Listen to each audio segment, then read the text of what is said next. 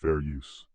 Copyright disclaimer under Section 107 of the Copyright Act of 1976. Allowance is made for fair use for purposes such as criticism, comment, news reporting, teaching, scholarship, education, and research. Fair use is a use permitted by copyright statute that might otherwise be infringing. Before we start the video, make sure to subscribe to my channel. I appreciate all the support I received from you. And as always, all the information in my videos is rumors taken from the internet or the street. I'm not saying the information is fact.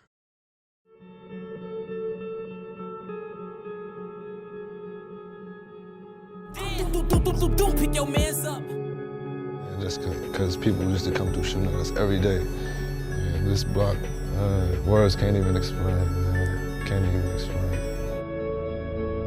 Yeah, man. Little School Valley, 05 way on money. Young money, man. They in the building. 600 boy, LA, man. LA Capone, man. Get it to him, man. OC2 boys, man. Team Marlo, number 9, man. Number 9 shooter, you hear me? Hey, we get little bitch. Yeah. What the fuck is wrong with you? Hey, I am Brick Squad. Brick Squad, boy. What the fuck is you talking about, bro? You have to be willing to die or go to jail for 100 years if that's the lane that you're stepping in. You have to understand that whether you 15, 16, you got to think like a man. You know what I'm saying? So don't be in it. Oh, you're not? Why does everybody say you're only 16 years old? They say what they want to say. How old are you? 300. The story of Marlo Mike. Michael Louding, better known as Marlo Mike, was a product of Baton Rouge, Louisiana, and the unforgiving environment that shaped him. Born around 1995, he grew up in the projects of Baton Rouge, where poverty, violence, and crime weren't distant problems but an everyday reality. His childhood was marked by hardship, an overcrowded household, little money, and a community weighed down by struggle. Like countless others raised in those conditions, he faced pressures and dangers most people can't imagine, but unlike most, his path became one of violence that left a permanent mark on the city. By the time he was just 15 years old, Louding's name was already associated with death. He had developed a reputation as one of Baton Rouge's most feared young killers, accused of being responsible for 9 murders before even reaching adulthood. To call him dangerous would be an understatement. He was referred to by some as a demon or an angel of death, labels that reflected the brutality of his actions. To carry that kind of weight, to take that many lives at such a young age, is horrifying on every level, both for the victims and for the reality of a child becoming an executioner. Part of understanding who he became means understanding where he came from. Louding's upbringing was surrounded by violence long before he ever picked up a gun. As a young adolescent, he witnessed a killing firsthand, an image that never left him, a trauma impossible to shake. Experiences like that are enough to fracture anyone, but in his world, trauma didn't lead to healing or counseling, it hardened people. It distorted childhood into something unrecognizable. For a kid who barely had the chance to know stability, this kind of environment shaped his view of life, death, and survival. What happened to Marlo Mike isn't just about one person, it's a reflection of an entire environment that produces stories like his. Growing up in such conditions scars mental health, disrupts education, twists coping mechanisms, and can push children toward paths they were never supposed to walk. His story, as brutal as it is, serves as a chilling reminder of what happens when violence becomes a child's teacher.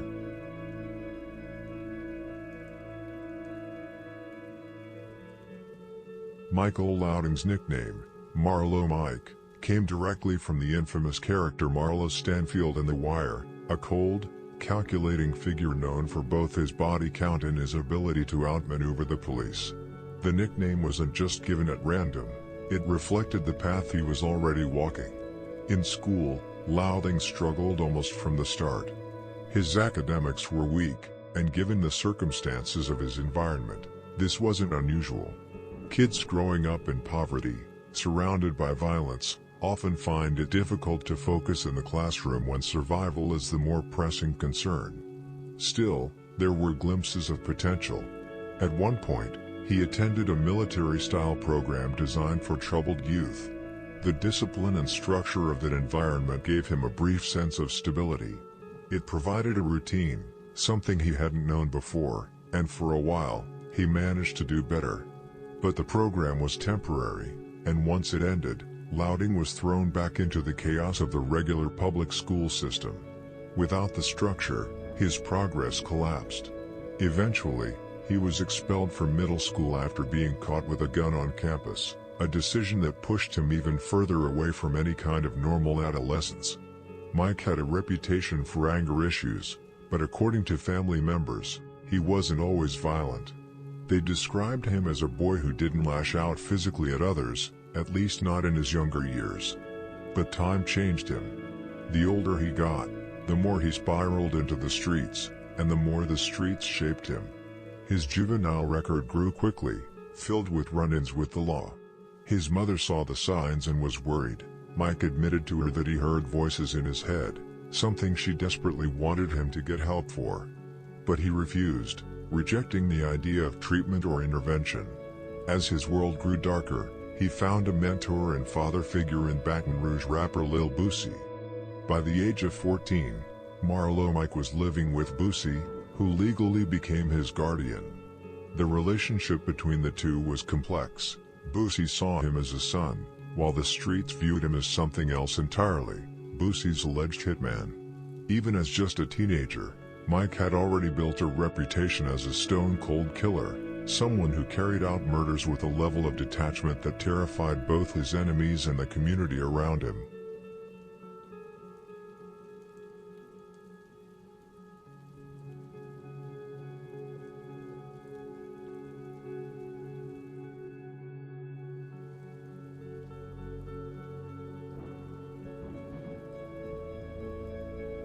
Torrance Ivy Hatch Jr., better known by his stage name Boosie Badass, formerly Lil Boosie, was born on November 14, 1982, in Baton Rouge, Louisiana.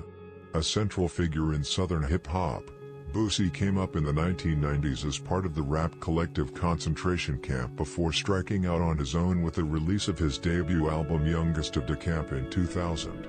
Soon after, he linked up with the late Pimp C's label, Trill Entertainment, dropping his second studio album For My Thugs in 2002. Over the years, Boosie would cement himself as one of the defining voices of Baton Rouge rap, releasing 7 solo albums, 6 collaborative projects, and dozens of mixtapes, making his name synonymous with raw, street-centered lyricism. Boosie wasn't just a rapper in the eyes of Baton Rouge, he was an icon, and for young people like Marlo Mike Louding, he was larger than life. When Marlo was just 14, Boosie took him in, serving as a mentor and legal guardian. To Marlo, Boosie wasn't just a rapper he looked up to, he was a father figure. But the environment around Boosie, and the lifestyle he lived, didn't provide the stability someone like Marlo desperately needed. Instead of pulling him away from negative influences, it threw him deeper into the same destructive cycle. Being unstable himself, Marlo was surrounded by others facing their own demons, and those influences only fueled what was already a dangerous path. Meanwhile, Boosie's own life was unraveling under the weight of his legal troubles. In October 2008, he was arrested after police found marijuana and a Glock in his car. A year later, on September 22, 2009, he pled guilty to his third offense, possession of marijuana. The next day, he was sentenced to 2 years in prison. Things only got worse when Judge Chip Moore doubled the sentence after determining Boosie had violated probation while awaiting sentencing. During this period, he was placed under electronic monitoring and house arrest, caught in a legal battle that would drag his name deeper into controversy. For Marlo Mike, living under Boosie's wing meant being tied not only to his music and reputation but also to his criminal entanglements. What might have been intended as mentorship became something much darker, eventually linking the young teenager to crimes that would define the rest of his short-lived freedom.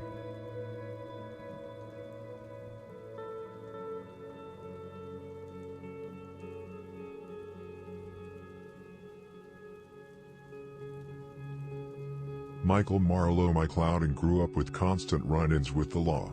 As a juvenile, he was arrested numerous times for charges such as simple battery, criminal mischief, unlawful entry, resisting an officer, criminal damage to property, and possession of dangerous substances. On top of that, he was tied to robberies, gun possession, and other violent crimes. Selling drugs became his main source of income, and whatever money he made usually went toward feeding his habits, weed and lean being his drugs of choice. His addiction ran so deep that he even admitted to killing someone for $2,800, just so he could buy more. On October 21, 2009, his most infamous crime took place. At midnight, 6 rounds from a 9mm handgun were fired through the front window of a house on Vermilion Drive. Inside, 35-year-old Terry Boyd was struck and killed instantly, collapsing on a brown leather couch that quickly soaked in blood. Neighbors reported seeing 2 men running toward the train tracks nearby. Boyd had only recently returned home after serving a 5-year sentence at Winfield Correctional Facility, having been out for just a month. When police searched the scene, they found a disposable camera, $402 in cash, and traces of morphine, marijuana, and codeine in Boyd's system.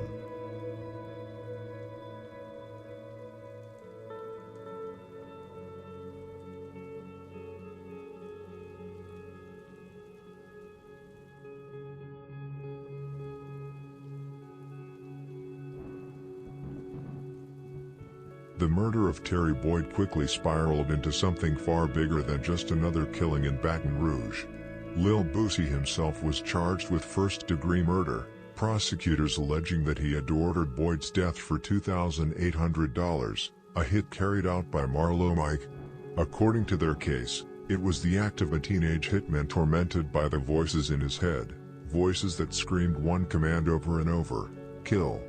Boosie's defense team, led by attorney Jason Williams, pushed back hard against the accusations, maintaining his innocence and claiming that Marlo had not been acting on Boosie's orders at all. Instead, Williams argued that the crime had been tied to Michael Ghost Judson and Adrian Pittman, pointing to their own motives. Just weeks before Boyd's murder, Ghost had been robbed for $720, supposedly by Boyd, while Pittman was said to have carried a long-standing grudge against him. In the hours before the shooting, Boosie, Pittman, and Ghost had been discussing a letter that Pittman received from Angola inmate Lee Lucas. The letter claimed that Boyd had been making threats from behind bars, promising to settle scores once he got out and specifically naming Boosie as a target. That night, prosecutors said, Boosie told the others he would put up $25,000 to have Boyd killed.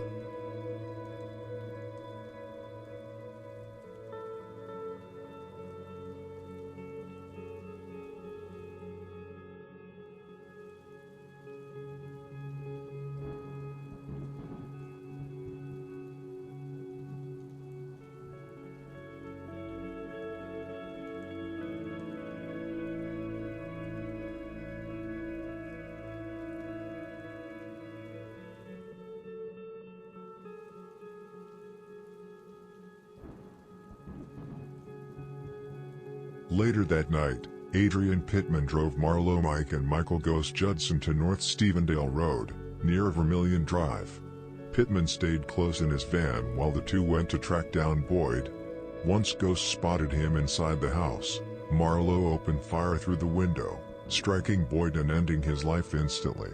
Afterward, Pittman picked them up and drove back to Boosie's residence. There, according to testimony, Boosie handed Marlo Mike $2,800 for carrying out the hit. Pittman later testified in court, admitting his role and pointing to Ghost and Mike as the ones who carried out the shooting. Prosecutors also introduced evidence connecting Marlo to 4 other ambush-style shootings, building a larger picture of his violent pattern. Without DNA or direct eyewitnesses, the state's case leaned heavily on a taped jailhouse confession from Marlo Mike, as well as cell phone records placing him at Boosie's recording studio before and after the murder. Additional evidence included a tattoo Marlo allegedly got just weeks later, an AK-47 paired with the phrase "Yo Boosie, who's next?" and lyrics from Boosie's own tracks, 187 and Body Bag, recorded on the night Boyd was killed. Prosecutors framed the motive around a letter Boosie supposedly received, warning that Terry Boyd planned to jack and slap him after his release from prison. The defense countered that no such letter ever existed, insisting instead that Boosie and Boyd were on good terms, pointing out that Boosie even had a child with Boyd's sister.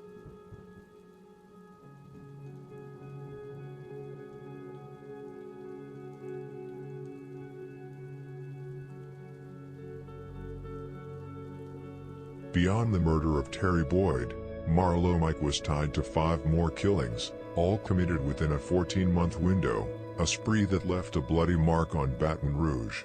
Among the victims was local rapper Chris Jackson, better known as Nusi, who was gunned down inside a home on America Street on February 9, 2009. In videotaped statements given to authorities, Marlo Mike claimed that Lil Boosie wanted Nusi stamped out due to an ongoing feud between the two. According to Mike, it was Ghost who relayed Boosie's wishes to him. By the time Mike revealed this in May 2010, Ghost was already dead, but Mike insisted that Ghost had acted as his accomplice during the shooting. Mike told detectives that after Nusi was killed, he spoke directly with Boosie. In his words, Boosie said, "Ghost told me you all hit that boy. I like that." Portions of these statements were later played in State District Judge Don Johnson's courtroom during a hearing on a motion by Mike's defense attorney to have them suppressed. Despite the accusations, Boosie was never charged in connection with Nusi's murder. Prosecutors argued they lacked proof of direct contact between Boosie and Mike before the shooting, and with Ghost being the one who allegedly passed along Boosie's orders, the state's case couldn't hold. According to Mike's taped statements, both he and Ghost were present the night of the killing, firing shots into the home before Mike put a bullet in Nusi's head. In one account, Mike even described Ghost lifting him up to the window so he could take the shot. He further claimed that Boosie paid Ghost $15,000 for the job, with Ghost later passing $2,000 of that money on to Mike.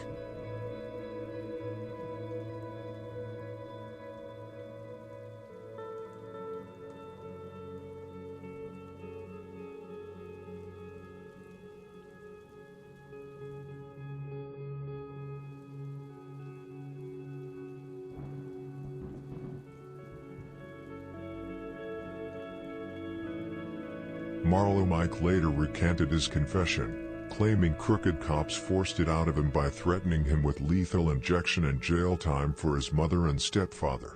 He said interrogators also told him Boosie had put a $25,000 bounty on his head. In court, prosecutors dramatically forced him to show the jury his tattoo, an AK-47 with the words "Yo, Boosie." Who's next, even though they already had enlarged photos of it. Police Sergeant Chris Johnson denied ever threatening Mike, but defense attorneys argued only a fraction of the long interrogations from May 2010 were taped, and only the confession was recorded. On camera, Mike could be seen exclaiming, "That dude want to kill me? He's getting out now?" Mike was soon identified as the common denominator in 5 separate shootings that left 6 people dead.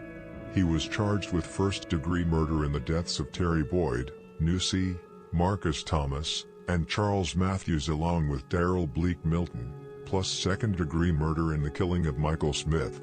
At 16 during 2 of those murders, he was too young for the death penalty.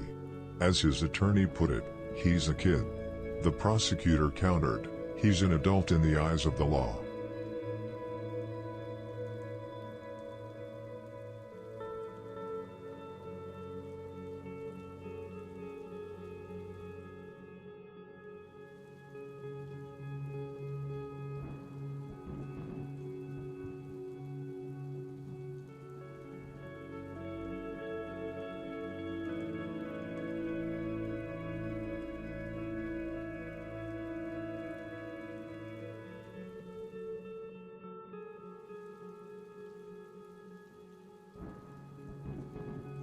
At the very start of 2010, Michael "Ghost" Judson was murdered, marking the first homicide of the year in Baton Rouge.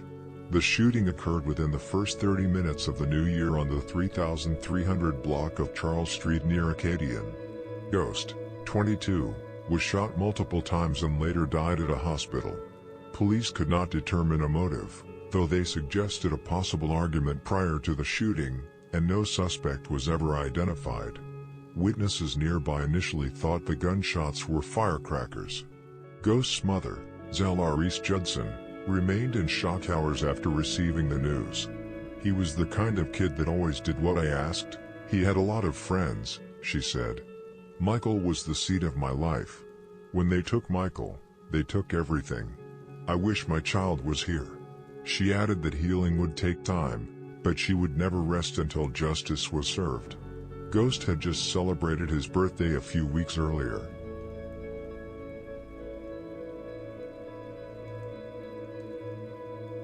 Another victim tied to Marlo Mike was Marcus Gangsta Thomas, who was fatally shot while driving his SUV in the 600 block of West McKinley Street near Nicholson Drive. Investigators determined that 3 different guns were fired into Marcus' vehicle. Though he wasn't alone, the passenger with him escaped unharmed and refused to cooperate with police. Mike admitted his role in the killing, saying he was one of the shooters. He described being in a car with Ghost and another associate when they spotted Marcus driving. The group pulled alongside him, and all 3 opened fire, Mike behind the wheel, Ghost, and the third man unleashing rounds. According to statements, Boosie had allegedly hired Ghost to carry out the hit after Marcus robbed him, even snatching a chain off his neck in front of his daughter, something Boosie never forgot. Not long after, on February 22, 2010, another shooting took place in the 5000 block of Tiago Street. The target was Noki, but instead his girlfriend, Malika Halbert, was struck while sitting in her kitchen just before midnight. She survived after being hit in the back.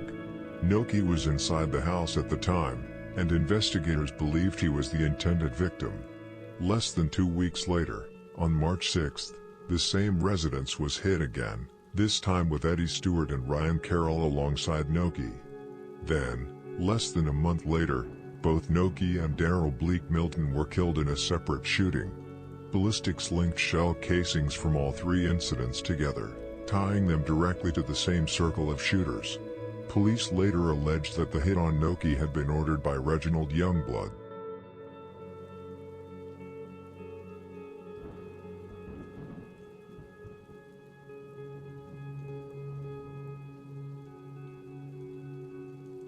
Another name tied to the killings was Kendrick Johnson, who eventually pled guilty to conspiracy to commit first-degree murder in the April 1, 2010 shootings of Charles Noki Matthews and Daryl Bleak Milton. Both men were gunned down while sitting in a car in Baton Rouge. Johnson had originally been scheduled to stand trial on first-degree murder charges, but prosecutors struck a deal after assessing the evidence. Although these murders happened in broad daylight and there were many people out there, only one person, other than Michael Louding, identified anyone, the prosecutor said. That witness only identified Kendrick Johnson and could not identify the other 2 shooters. The witness credibility would have been a huge factor at trial due to his extensive criminal history and continuing criminal behavior. Based on Marlo Mike's taped statements and his 2010 grand jury testimony, he and 4 others, Johnson, Reginald Youngblood, Ryan Sneaks Carroll, and Jonathan Rogers, were all indicted for the killings of Noki and Bleak. But after Mike recanted, prosecutors were forced to drop the charges against Youngblood, Carroll, and Rogers. What made the case even more disturbing was Mike's behavior after the murders. Witnesses said that after shooting Noki and Bleak, he remained at the scene and even comforted Bleak's sister, who recalled, "I just want to know why. He called me his sister. He was like a brother to me." Other relatives remembered Mike staying close to the family afterward, even appearing at Bleak's funeral and offering condolences. To them, it was baffling, but prosecutors suggested Boosie had told him to do it as a cover, so no one would suspect a connection.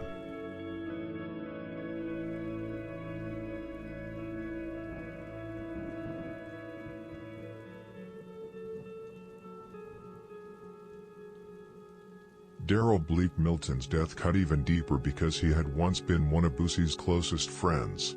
The two had a strong bond, but it wasn't without conflict. While Boosie was serving a 4-year sentence on drugs and weapons charges, tension grew over Bleak's decision to hang around Johnny Red, a man who had previously stolen from Boosie's home. For Boosie, loyalty was everything, and seeing his supposed best friend spend time with someone who had violated him didn't sit right. The tension only escalated when word spread that Johnny Red had supposedly put a price on Boosie's head. Bleak knew about it but continued associating with Red regardless. Not long after, Bleak was gunned down alongside Noki.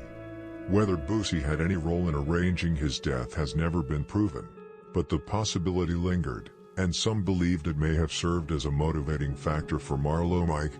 Mike's violent streak didn't end there. He was also indicted for second-degree murder in the killing of Michael Smith, a 19-year-old found shot behind a home on Wisteria Street on December 18, 2009. That charge was eventually dismissed, but at the time, Smith was believed to be Mike's final victim of 2009. At the beginning of the legal process, Mike turned on his own crew, cooperating with authorities and providing statements that tied multiple associates to various murders. Most significantly, he implicated Boosie, telling detectives that the rapper had ordered the hit on Terry Boyd. His statements became the backbone of the case against Boosie and helped prosecutors indict him for first-degree murder. But when it came time to testify, Mike shocked the courtroom, recanting his statements and telling the jury that Boosie had nothing to do with Boyd's killing. He claimed his earlier confessions were coerced by investigators who had threatened him with the death penalty and the imprisonment of his family. With Mike reversing course, several co-defendants in the case struck plea deals, receiving sentences between 15 and 20 years. But for Boosie, the reversal proved critical. Mike even sent letters apologizing to him from jail, and later testified in Boosie's defense. In the end, the man prosecutors had once called the teen hitman helped clear Boosie of the murder charge, and Boosie badass walked free.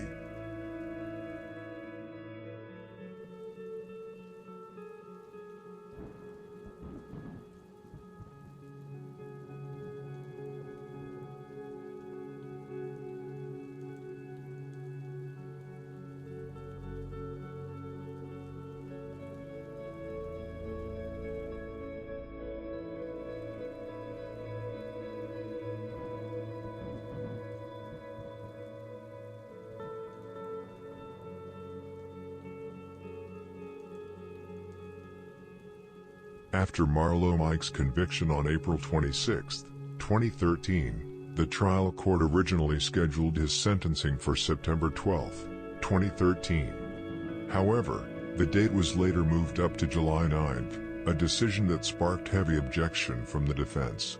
At a June 6 status hearing, Mike's attorneys argued that the accelerated schedule would severely hinder their preparation. They had retained a mitigation specialist, Juliet Yakel, who was building a comprehensive timeline and gathering background evidence to present during sentencing. Compressing the schedule, they argued, would make it impossible to secure full psychological evaluations and other mitigating material. The prosecution countered by saying that a mitigation specialist wasn't necessary, since the judge himself was fully capable of weighing sentencing factors. They also stressed that Yakel wasn't a psychologist but rather a defense attorney with experience in capital cases, hired to support Mike's legal team. To further undercut the defense's argument, the state introduced Mike's school records and pointed out that he had already been evaluated by two mental health professionals, Dr. Joy Terrell and Dr. Andrew Morrison.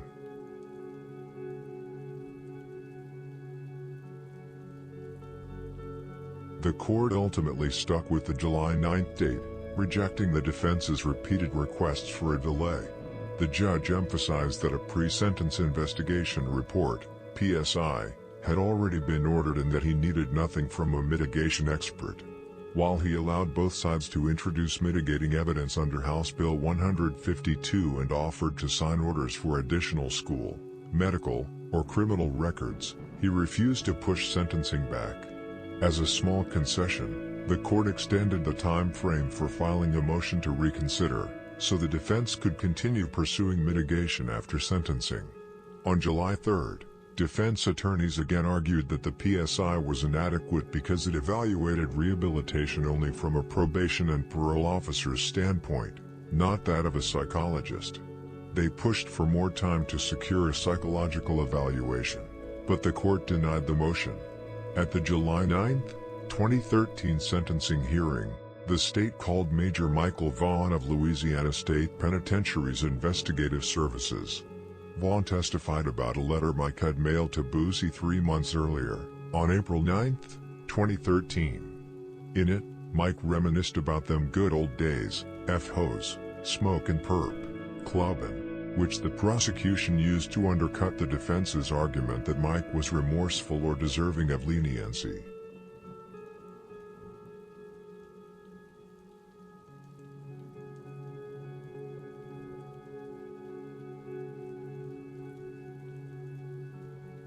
In mitigation, defense counsel attempted to call their mitigation specialist, Ms. Julie Theatrical, to testify on Mike's behalf. The state immediately objected, pointing back to the trial court's earlier statement that it required nothing from a mitigation specialist. Defense counsel responded that the court's prior remark was made only in the context of denying an extension of the sentencing date, not as a blanket ruling against mitigation testimony. They argued that preventing Ms. Theatrical from testifying would effectively bar Mike from presenting important mitigating evidence to the court. The prosecution countered that Theatrical's testimony was not truly expert evidence but instead an attempt to introduce second-hand information from family members and acquaintances under the guise of expertise, describing her role as that of a mitigation investigator rather than a qualified expert. Defense counsel maintained that Ms.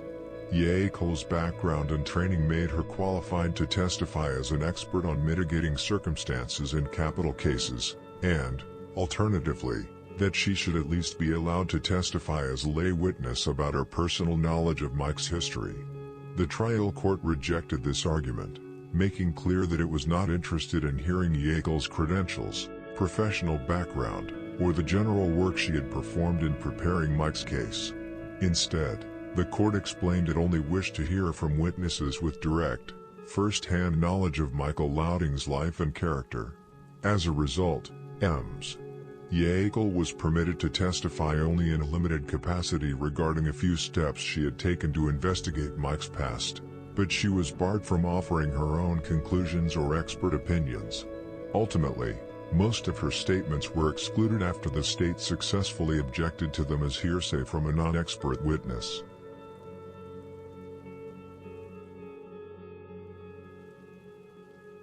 Following Ms. Theatrical's testimony, the defense presented several witnesses close to Mike, including his mother, Sharon Louding, his aunt, Peggy Palmer, his sister, Lakendra Louding, and Baton Rouge Public Defender Jack Harrison. Mike's family members collectively described the hardships of his upbringing, painting a picture of a childhood marked by instability, poverty, and exposure to violence. They testified that he grew up in an overcrowded household in a high-crime neighborhood, where, at a young age, he witnessed a man being shot and killed. His education also reflected these struggles. He performed poorly in school, except during a brief period when he thrived in a military-style program that offered him structure and discipline. After leaving that program and returning to a traditional school setting, however, he again fell behind and was eventually expelled. Lakendra testified that while Mike did have anger issues, he was never violent toward others. His life took another turn at 14, when he began living with Boosie, a change that deeply worried his mother, who feared Boosie's influence. Sharon also testified that Mike once confided he was hearing voices, and though she tried to get him professional help, he resisted, fearing he would be institutionalized. Despite the challenges, Mike's family members expressed unconditional support, telling the court that if he were ever paroled, he would always have a home with them.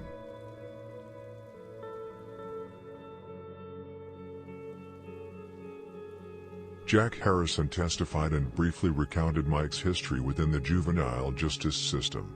He noted that Mike had committed juvenile offenses including possession of a handgun and careless operation, along with some deferred drug charges. Harrison described his visit to Mike's home, observing that while it was clean, it was sparsely furnished, reflecting the family's financial hardships. He further testified that Mike had never been adjudicated as a child in need of care, nor had his family ever been found to require services. Mike then addressed the court briefly, expressing remorse and regret for his actions. He apologized to the victims' families and stated that, had he known then what he knows now, he would not have committed the offenses. The state also read a short impact statement from Terica Boyd, Terry's sister. The pre-sentence investigation report concluded that Mike's prior and current actions indicated he could not be rehabilitated and recommended a sentence of life imprisonment at hard labor, without the benefit of probation, parole, or suspension of sentence. In imposing this sentence, the trial court cited extensive reasons, noting it was following the legislature's guidelines for individualized sentencing hearings for juvenile homicide offenders. The court remarked that Mike might find redemption in prison, observing that Mike's letter to Boosie suggested he intended to stay in the Bible. The court stated it had thoroughly reviewed the PSI, including the details of Mike's extensive criminal history, and had considered the Miller factors. The court described Mike as possessing common sense and being very street smart, despite being only 17 at the time of the homicide. It also acknowledged the personal and familial pressures Mike faced, including exposure to a gangsta lifestyle and Boosie's influence. The court emphasized the leadership role Mike played in Boyd's murder. While noting its belief that every offender has potential for rehabilitation, the trial court concluded that Mike represented the worst of the worst and sentenced him to life imprisonment at hard labor, without the benefit of probation, parole, or suspension of sentence. Following his initial sentencing, Mike filed a motion to reconsider the sentence, accompanied by a motion for leave to complete his mitigation investigation. In these motions, Mike argued that the trial court had failed to consider all relevant mitigating factors under Miller v. Alabama. Defense counsel specifically cited records intended to demonstrate Mike's potential for rehabilitation, including supplemental security income, SSI, records, special education records, juvenile court records, child protective services records, psychiatric records, and medical records. However, many of these records primarily reflected circumstances within Mike's childhood household and did not directly pertain to Mike himself. Mike's resentencing hearing occurred on February 7, 2014. The defense called Dr. Frederick Sauter, a clinical psychologist, who was accepted by the trial court as an expert in clinical psychology and in diagnosing post-traumatic stress disorder, particularly in veterans. Dr. Sauter had interviewed Mike on December 27, 2013, in preparation for the resentencing. During the evaluation, he identified a number of traumatic events in Mike's life that qualified as traumatic stressors. These included witnessing a murder, experiencing the murder of a childhood friend, an alleged sexual assault against Mike's sister committed by another family member, and allegations that Mike himself had suffered abuse during childhood.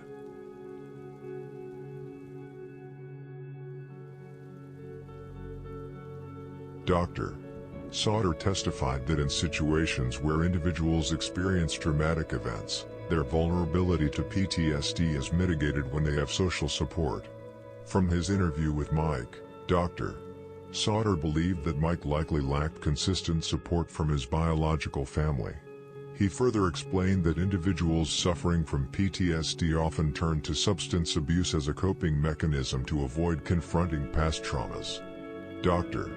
Sauter emphasized that while Mike's extremely impoverished home environment would not in itself constitute a traumatic stressor, the broader context in which trauma occurred was a critical factor for consideration. He characterized Mike's expulsion from school in 7th grade as an example of adversity that likely compounded his developmental challenges. In summary, Dr. Sauter testified that Mike endured severe trauma at a young age, which had a significant impact on his psychological and emotional development into adulthood. At that point, Dr. Sauter could not conclude that Mike was irretrievably broken or beyond rehabilitation. He noted that if Mike did suffer from PTSD, the condition was treatable, with approximately 70 to 80% of treated patients showing substantial symptom reduction. Dr. Sauter further recommended that additional evaluation of Mike was warranted, including interviews with family members and a biologically oriented psychoanalysis, to more fully understand his mental health and rehabilitative potential.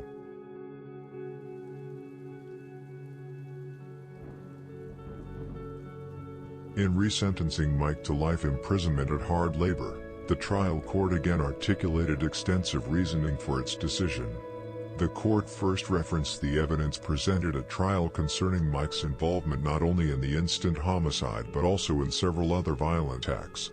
The court stated that in preparation for the resentencing hearing, it had carefully reviewed the records submitted by the defense, the transcript of Mike's interrogation, the letter he had sent to Boosie, and various items admitted into evidence during the trial.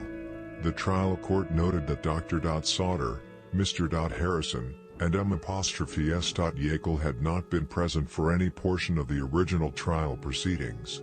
While recognizing Dr. Sauter's opinion that Mike's participation in the homicides might have been influenced by conditions such as PTSD and depression, factors which could serve as mitigating circumstances, the court emphasized that these conditions did not constitute justifications or excuses for Mike's conduct.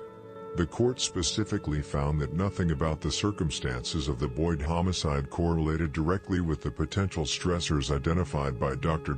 Sauter.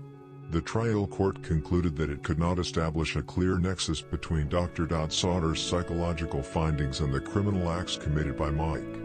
Consequently, the trial court reaffirmed its prior sentence of life imprisonment at hard labor, without the benefit of probation, parole, or suspension of sentence, citing the gravity of the offenses, Mike's leadership role in the homicide, and the lack of mitigating connection between his mental health conditions and the crime itself. With respect to Dr. Sauter's finding that Mike is capable of rehabilitation, the trial court observed that Mike's teachers had testified he was capable of learning. The court noted that while Mike was provided with appropriate educational models, he failed to take advantage of those opportunities. Instead, the trial court found that Mike frequently chose to engage in antisocial behavior and disregard the educational and social supports available to him. After considering all the evidence presented by the defense, the court concluded that Mike had not met his burden to demonstrate a capacity for rehabilitation. Continuing its reasoning, the trial court found no evidence that Mike's decision-making at the time of the offense was meaningfully impaired by mental illness, depression, or substance use in a way that would constitute a mitigating factor. The court acknowledged that Mike had lived in overcrowded and substandard housing, but it emphasized that he and his siblings' basic needs were nonetheless met within a supportive and loving environment. Regarding Mike's youth, the court determined that his chronological age and any developmental immaturity were not sufficiently significant to warrant substantial consideration as mitigating factors. The court further detailed the circumstances of Boyd's murder, noting that Mike had committed the act with a sense of pride and out of loyalty to Boosie. Taking all of these considerations together, the trial court concluded that the likelihood of Mike embracing redemptive behavior was low, stating that the root of his personhood has become incorrigible. For these reasons, the court characterized Mike as the worst of the worst and the rarest of the rare of juvenile offenders, and it reaffirmed the original sentence of life imprisonment at hard labor, without the benefit of probation, parole, or suspension of sentence.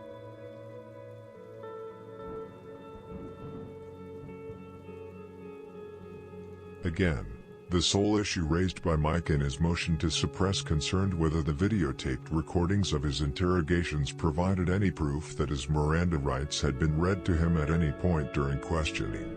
At the time of these interrogations, Mike was indisputably in custody. At both the suppression hearing and trial, Detective Howard testified that Mike was advised of his Miranda rights on each occasion that detectives spoke with him. A review of the videotaped confessions indicates that, with respect to the May 14, 2010, and May 17, 2010, interrogations, Mike was clearly informed of his Miranda rights. Notably, during his first interrogation, Mike began to explain his understanding of Miranda rights to the officers before they had even read the rights to him. At no point during any of the recorded interviews did Mike request an attorney or otherwise ask for a break from questioning. He appeared fully cognizant of his rights, demonstrated an understanding of them, and voluntarily waived those rights in order to speak with police. In sum, considering the totality of the circumstances, the evidence demonstrates that Mike's statements on May 14th and May 17th were made following proper advisement and waiver of Miranda rights by the interrogating detectives. Contrary to Detective Howard's testimony, the videotapes of Mike's May 18th, 2010, and May 19th, 2010, interrogations do not reflect that Mike was explicitly Mirandized immediately prior to his interactions with the police on those dates. Although the majority of these interactions involved Mike identifying individuals from photographic lineups, he did make several inculpatory statements regarding certain homicides. Nonetheless, it is important to note that Mike had already been informed of his Miranda rights at the time of his arrest, prior to his May 14th and May 17th statements. Except in circumstances indicating coercion or a significant change in custodial conditions, there is no requirement to reiterate Miranda warnings at every stage of interrogation. Detective Howard testified that Mike never resisted questioning and never requested counsel. Additionally, Detective Howard stated that no threats, promises, inducements, or other attempts at coercion were made toward Mike, and that he was made as comfortable as possible, including being provided food, drinks, and breaks. At the time of the May 18th and May 19th interactions, Mike had already been thoroughly informed of his Miranda rights. The record demonstrates that Mike both understood and intelligently waived these rights, explicitly through acknowledgement and implicitly through his conduct and statements during the interrogations. The central issue in this case was the life sentence imposed on Marlo Mike, who was deemed extremely dangerous and showed a blatant disregard for human life. His involvement in multiple homicides at such a young age demonstrates a shocking level of coldness and callousness. Mike received the harshest sentence among his co-defendants because he was responsible for the majority of the crimes and was the common factor across all the murder cases. While his severe mental health issues and environmental influences may have played a role in his development, they do not excuse the gravity of his actions. This concludes the summary of today's case. Thank you for reading, and stay tuned for more content on cases like this. That wraps up this video. Thank you for watching. I hope you enjoyed it. Don't forget to like, comment, and subscribe. Stay safe, and may God bless you all. Hosanna in excelsis.